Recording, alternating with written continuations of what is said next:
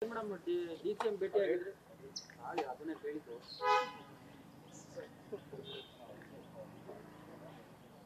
Doctor Vishnuvardhan ರವರಿಗೆ 75 ವರ್ಷ. ಇದೇ ತಿಂಗಳು 18ನೇ ತಾರೀಕು. ಈಗಾಗಲೇ ನಾವು ಮಾನ್ಯ ಮುಖ್ಯಮಂತ್ರಿಗಳು ಹಾಗೂ ಉಪಮುಖ್ಯಮಂತ್ರಿಗಳಾದಂಥ ಡಿ.ಕೆ. ಶಿವಕುಮಾರ್ ಸರ್ ಅವ್ರಿಗೂ ಮನವಿಯನ್ನು ಕೊಟ್ಟು ಡಾಕ್ಟರ್ ವಿಷ್ಣುವರ್ಧನ್ ರವರಿಗೆ ಮರಣೋತ್ತರ ಕರ್ನಾಟಕ ರತ್ನವನ್ನು ನೀಡಬೇಕು ಅಂತ ನಾವು 3 ಜನರು ಅವರಲ್ಲಿ ಮನವಿಯನ್ನು ಮಾಡಿಕೊಂಡ್ವಿ. ಸಾಹೇಬರು ಅತ್ಯಂತ ಗೌರವದಿಂದ, ಭಾಳ ಪ್ರೀತಿಯಿಂದ, ಯಾಕೆಂದರೆ ಅವರು ಚಿತ್ರೋದ್ಯಮದವರು ಮತ್ತು ಇವತ್ತು ಬಹಳ ದೊಡ್ಡ ಹುದ್ದೆಯಲ್ಲಿ ಇರ್ತಕ್ಕಂಥವ್ರು. ಅವರು ಅದನ್ನು ಭಾಳ ಸಕಾರಾತ್ಮಕವಾಗಿ ಸ್ಪಂದಿಸಿದ್ದಾರೆ. ಹಾಗೆ ಶ್ರೀಮತಿ ಬಿ ಸರೋಜಾದೇವಿ ಶ್ರೀ ಹರ್ಷ ಅವರವ್ರಿಗೂ ಕರ್ನಾಟಕ ರತ್ನವನ್ನು ನೀಡಬೇಕು ಮತ್ತು ಅವರು ವಾಸವಾಗಿರ್ತಕ್ಕಂಥ ಮನೆಗೆ, ಆ ರಸ್ತೆಗೆ ಅವರ ಹೆಸರನ್ನು ಇಡಬೇಕು ಅನ್ನುವಂಥ ಮನವಿಯನ್ನು ನಾವು 3 ಕೂಡ ಕೇಳ್ಕೊಂಡ್ವಿ.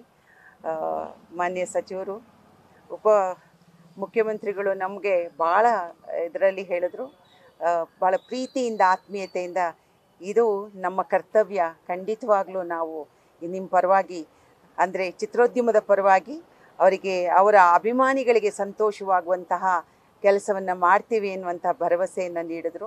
ತುಂಬ ಸಂತೋಷ ಆಗಿದೆ. Thank you. ನಮಸ್ಕಾರ.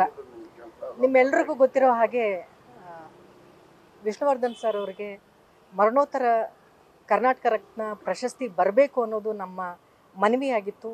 ಮಾನ್ಯ ಮುಖ್ಯಮಂತ್ರಿಗಳಿಗೂ ಕೂಡ ನಾವು ಈ ಮನವಿಯನ್ನು ಸಲ್ಲಿಸಿದ್ವಿ. ಅವರಿಗೆ ಆ ಮರಣೋತ್ತರ ಪ್ರಶಸ್ತಿ ಬರೋವರೆಗೂ ಬಹುಶಃ ನಮ್ಮ ಈ ಏನಿದೆ ಅದನ್ನು ಬೇಡಿಕೆ, ಕೋರಿಕೆ, ಯಾರಲ್ಲಿ ಹೋಗಿ ಮನವಿ ಸಲ್ಲಿಸಬೇಕು ಆ ಪ್ರಯತ್ನ ಅಂತೂ ನಾವು ಕೈ ಬಿಡೋದಿಲ್ಲ.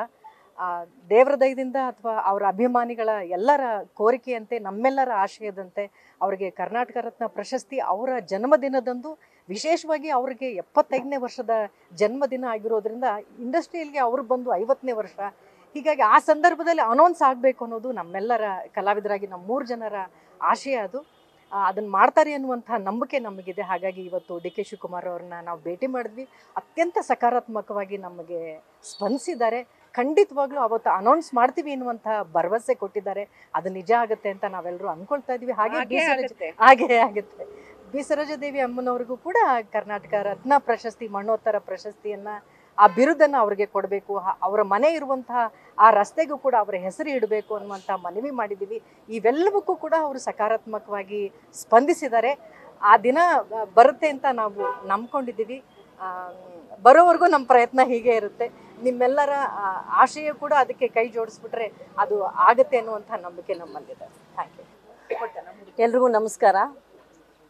ಡಾಕ್ಟರ್ ಜಯಮಾಲಾ ರಾಮಚಂದ್ರ ಅವರು, ಶ್ರುತಿ ಕೃಷ್ಣ ಅವರು ಮತ್ತು ನಾವು 3 ಈಗಾಗಲೇ ಮುಖ್ಯಮಂತ್ರಿಗಳನ್ನು ಭೇಟಿ ಮಾಡಿ ಪತ್ರ ಕೊಟ್ಟಿರೋದನ್ನು ಪ್ರಾಯಶಃ ತಾವೆಲ್ಲರೂ ಗಮನಿಸಿರ್ತೀರಿ ಅಂತ ಅಂದ್ಕೋತೀನಿ.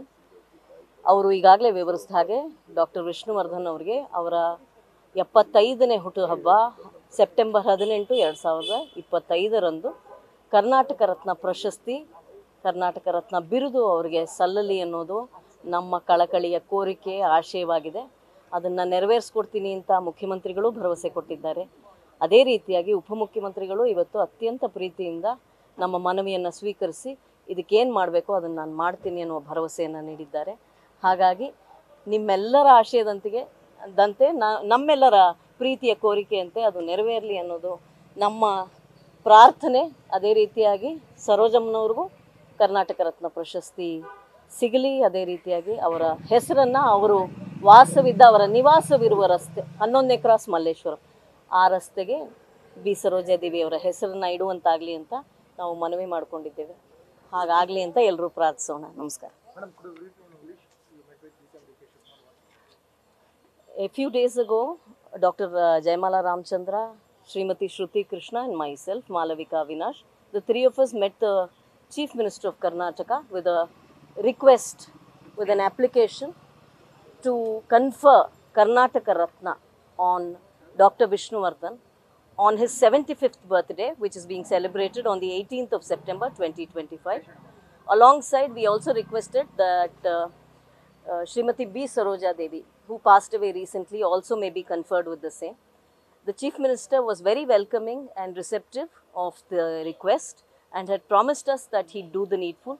Today we have visited the Deputy Chief Minister of Karnataka, Shri D.K. Shivkumar, with the same request, and he also has been very kind and has received our request.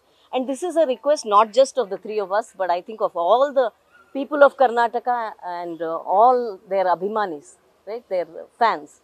So I do hope that our request is fulfilled, and on the 18th of September we all get to hear the good news. Thank you very much. News first ನಿರ್ಭೀತಿಯಿಂದ ನಿಮ್ಮ ಪರವಾಗಿ.